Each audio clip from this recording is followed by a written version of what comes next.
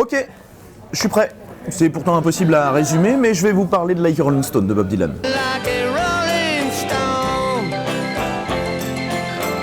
On est en 65 et c'est sur l'album Highway 61 Revisited. C'est le fameux album où Bob Dylan troque sa guitare sèche contre sa guitare électrique.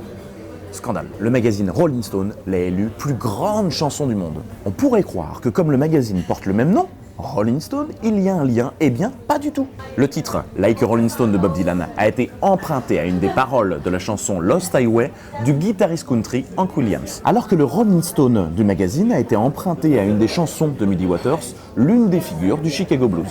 En 65, Bob Dylan revient d'une tournée en Angleterre, très déçu du public, il hésite même à arrêter sa carrière et se lance, dans l'écriture d'un livre Tarantula qui sera publié qu'en 71. C'est un long passage de ce livre d'une dizaine de pages qui servira de base à cette chanson. Le pire, c'est que Bob Dylan ne pensait même pas en faire une chanson. Pour lui, c'est, je cite, une diarrhée littéraire. Puis un jour, il chante How Does It Feel au piano.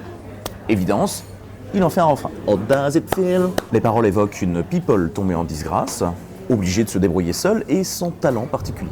Beaucoup ont pensé que ça parlait de l'ex de Dylan, Joan Baez, ou même du mannequin qui traînait avec Warhol, Eddie Sedgwick. Mais la théorie la plus intéressante, honnêtement, c'est que ce serait de Dylan dont il s'agit et de son éloignement de son public folk. Ce qui était inédit à l'époque, c'est que la chanson commençait par un coup à la batterie.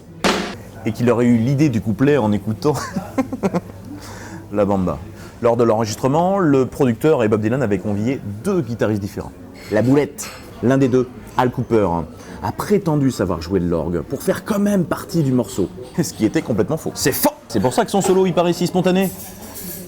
Mec, il sait pas jouer. Sur les 12 tentatives d'enregistrement, une seule sera terminée. C'est celle-là qui est sur l'album. La chanson fait 6 minutes. Du coup, elle était divisée en deux sur le vinyle promo. Les DJ qui voulaient la passer en entière étaient obligés de retourner le disque en direct à la radio. Le manuscrit de la chanson, en 2014, il a été vendu 2 millions de dollars à une vente aux enchères. Un record. Rarement la naissance d'un titre aura été autant documentée. Il reste tout. Des images, des versions provisoires et même des discussions dans le studio. C'est bon tous les deux? Tout est clair?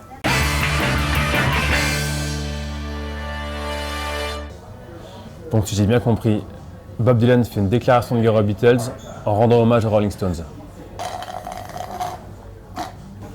Et alors tu sais ce que Dylan? How do you feel? Alors mon petit, on s'abonne?